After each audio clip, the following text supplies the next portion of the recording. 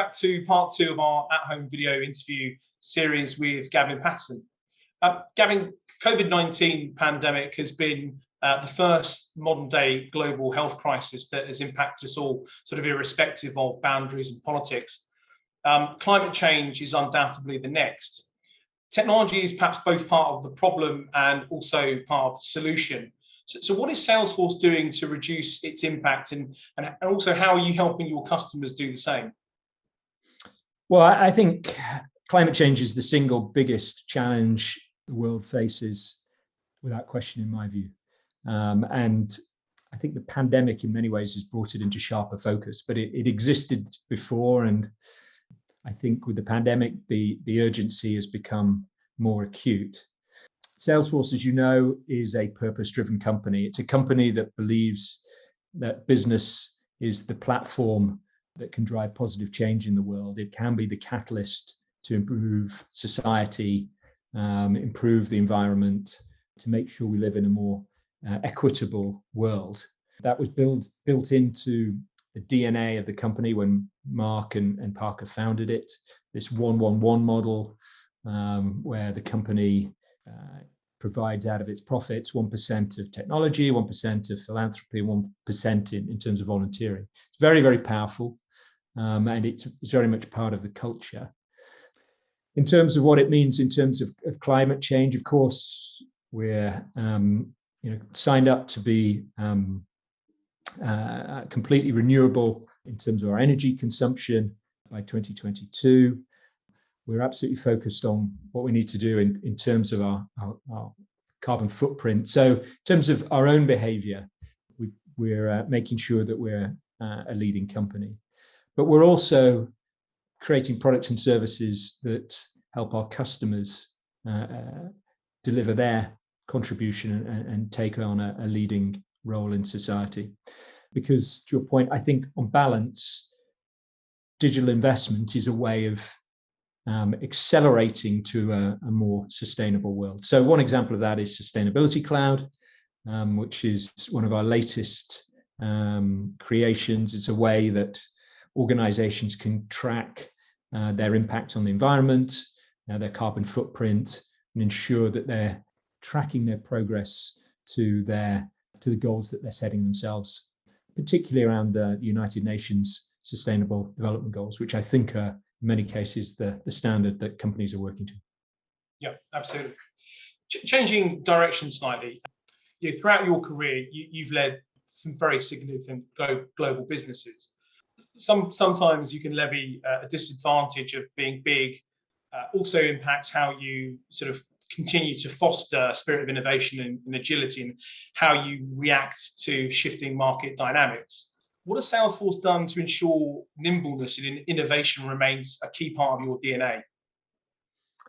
Well, as you know, I'm still relatively new to the company, less than 2 years with Salesforce, and I continue to be hugely impressed in the way a company that is 22 years old is still managing to remain right at the forefront of technology innovation.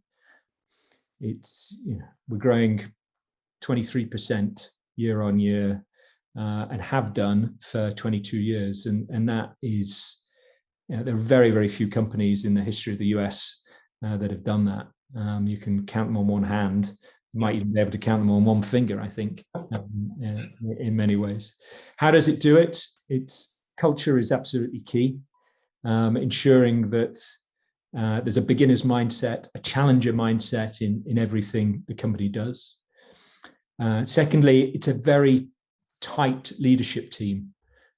So we work very closely. It's a functionally organized business, which in many ways, some people, it's not for them, but ultimately that means we can move in a very agile manner. We can move resources around very quickly. And if you look at some of the way we were able to pivot in the height of the challenges of the pandemic last summer, creating things like work.com, which was a cloud that helps navigate the return to work for our customers. We were able to spin that up in 10 days, which is one of the benefits of it being a functionally organized business. with deep levels of trust between peers. And then I think the final thing I'd say is, the approach to innovation is both internal and external. So, internally, we're R&D efforts are really focused at being the best at each cloud in each market we operate in, be that sales, service, commerce, marketing, analytics, collaboration, if and when the Slack deal closes. But externally, Salesforce Ventures is an extraordinary story. So one of the real, I think, parts of the secret sauce in the Salesforce model is it's an open architecture that allows many other companies to exist within the ecosystem. So there are about 5,000 different applications and organizations that have built businesses around the Salesforce model. That is very, very powerful. That shares the benefits of innovation, incentivizes innovation around your business, and it's great for customers, but it also creates a real competitive advantage, I think. And Salesforce Ventures plays a particular role in this, often taking stakes in some of these companies that have grown up around the platform. And in some cases, we go on to acquire that company, and Velocity being an example of that. I was thinking Velocity, yeah. In other situations, we've taken a stake and then the company's IPO'd, and we've sold the stake and made a return on that. And Snowflake is an example of that. Zoom is an example of that, and Chino is an example of that, which is a great way of fostering innovation, but then creating cash flow that can be invested back into the business. And it's, I think, a remarkable model. I do, yeah, totally agree, absolutely. And I'm just curious to get your view. I mean, you perhaps uniquely, you've led businesses on both sides of the pond now. Being a CRO at Salesforce and previously the CEO at BT. So I'm just curious to understand your view, and are there differences to the way that UK businesses and US businesses approach innovation? Are there vast differences, or are they very similar? I don't think it's a sort of geographic difference per se. I know there's a sort of there's a line of thinking in the media that sort of suggests that you can't, the US is better at innovating. I don't personally buy into that. I think it's much more to do with the way you set up the culture, the mindset of the business, how the leader is focusing resources. And there are fantastic innovators in the UK in the same way there are in the US.